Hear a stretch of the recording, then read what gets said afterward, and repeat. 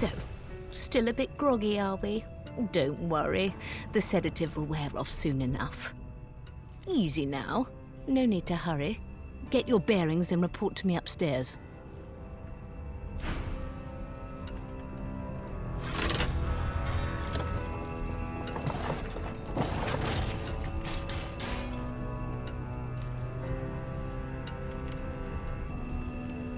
So it wasn't a dream after all.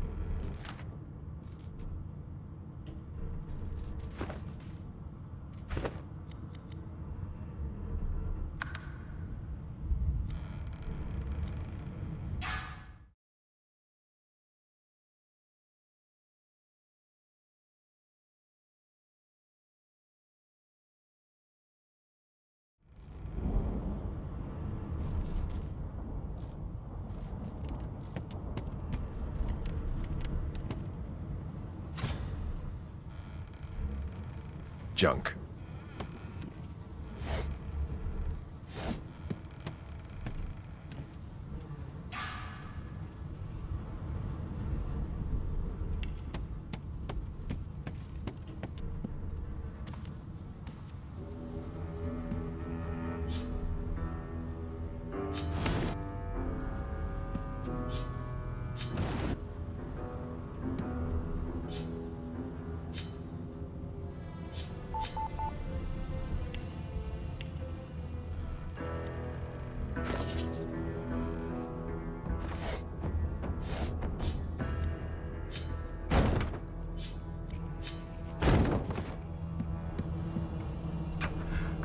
When animals die, freight or food. Shaking her fluffy coat, the sheep eyes you balefully, her rectangular eyes like letterboxes to the void.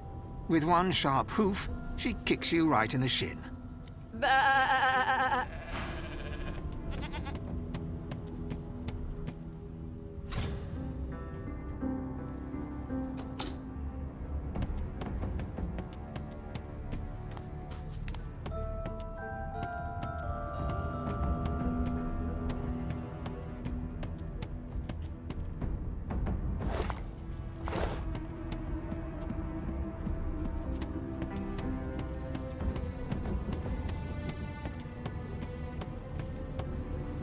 Not a very chatty fellow, are you?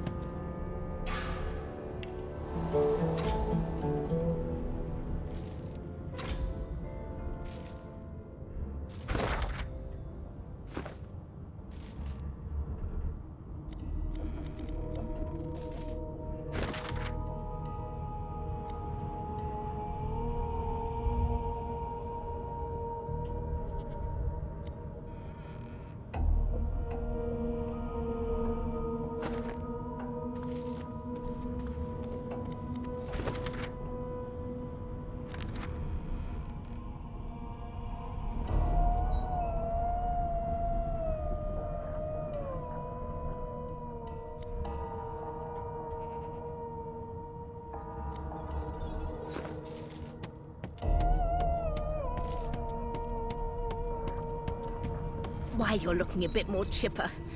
Yes. Looks like that collar fits you snugly enough. Nice bit of work, even if I do say so myself. There you are. Not too tight, I hope. The collar, I mean. Oh, not to worry. Every dog has to get used to its leash. In the meantime, your next stop will be Magister William. All passengers have to be registered in the ship's manifest, and he's the chap in charge of the logs. You'll find him on the other side of this deck, in the officers' quarters.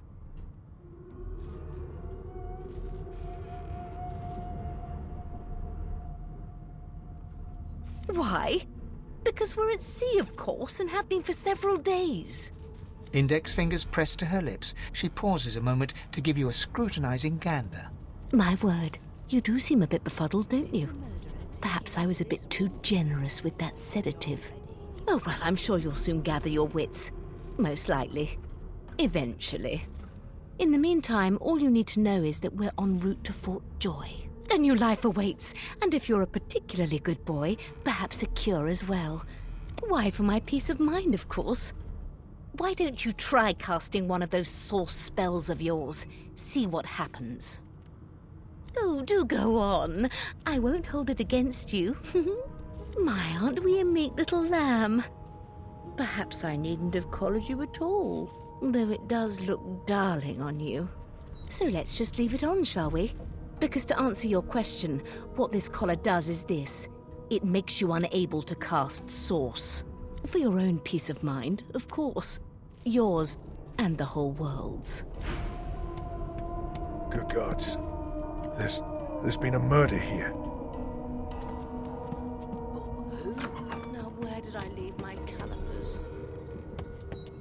The hatch is blocked. I'll need to find another way.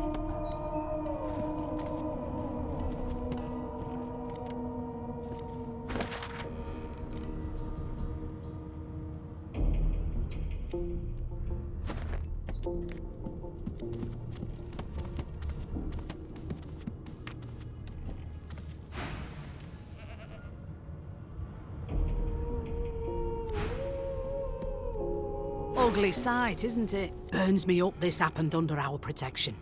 We're extremely lucky no Voidwalker followed the source that did this. She looks up at you with a mirthless smile. I was on duty in your room when the murder happened. You were asleep the whole time. Didn't even stir. You're one of the only indisputably innocent people on the ship. Unless you can commit murder in your sleep, of course. Figured as much. Listen, I could use someone to keep their ears open among the passengers. Sometimes they clam up in front of a uniform. Bring me a good lead, and I'll throw in a shiny gold coin for you. How about that? Not in here, it isn't. You let me know if you hear anything.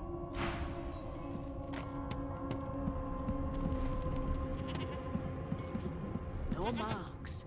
No indications of a struggle. Come on, please, Losa. A no doesn't become a yes over time, you know.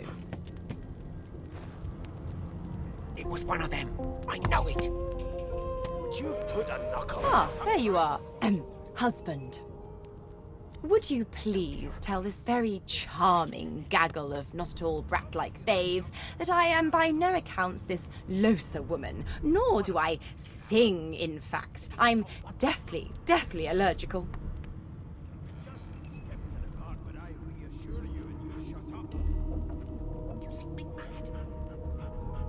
Why, I never. I left my good pals at home, or I'd be clutching them with all my daintiest, most ladylike might. Say as you will, husband. Madame Josephine Gribbles de Peeb won't be treated so. The children break out into giggles. What? What's so funny? Her pinched face cracks into a great grin, and she shoos the children away from her with a laugh. Yeah, okay, you found me out. Go on and git, and maybe I'll sing you something when I'm good and ready. She turns to you, dark-eyed and dirty-haired, and smiles flatly. Gotta keep ourselves entertained, haven't we?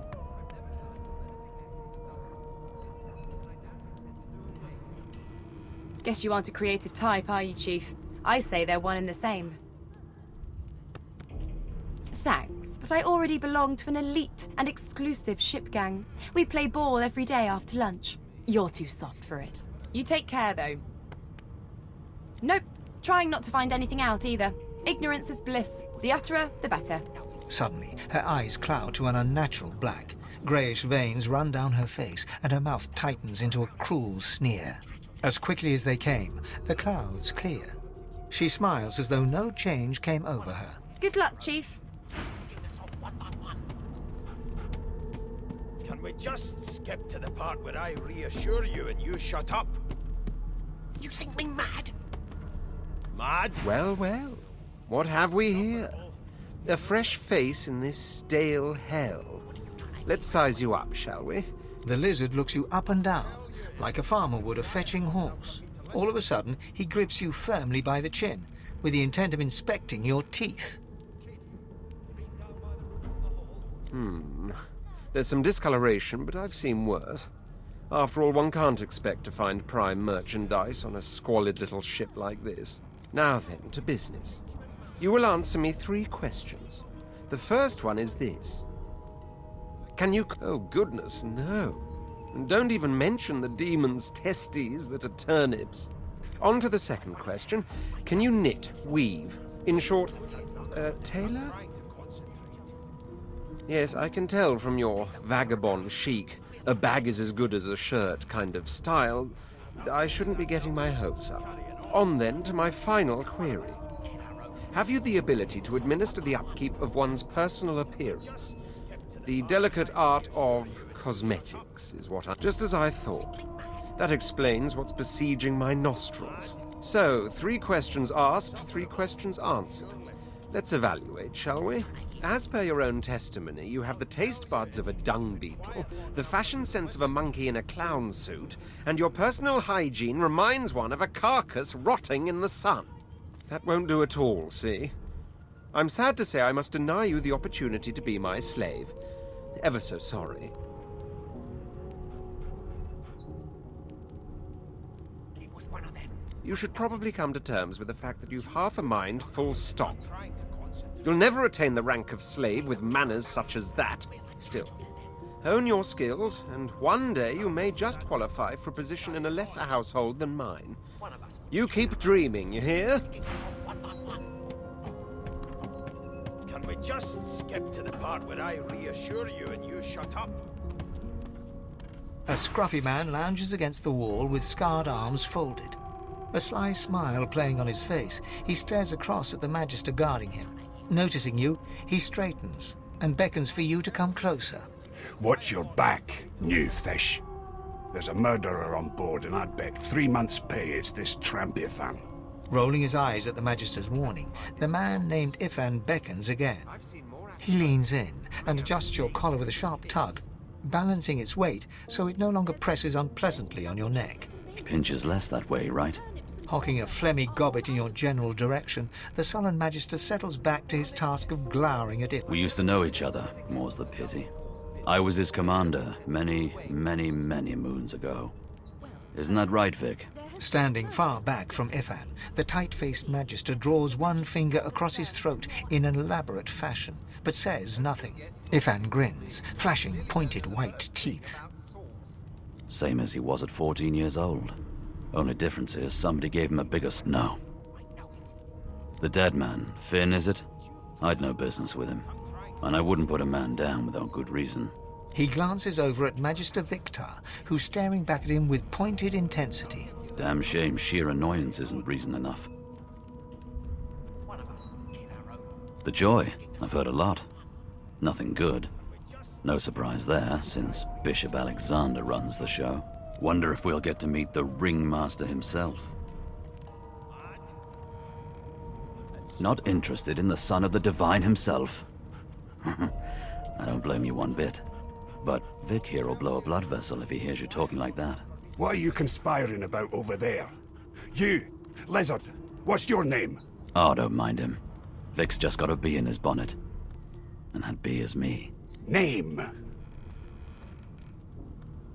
Magister Victor looks at you suspiciously, then scrawls something illegible down in a tiny notebook. He scowls at you as he stows the notebook back in his voluminous robes. I'll find out.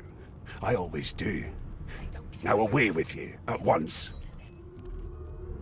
Ifan performs an elaborate pantomime of keeping quiet, one finger in front of his lips as he leans back against the wall. Can we just skip to the part where I reassure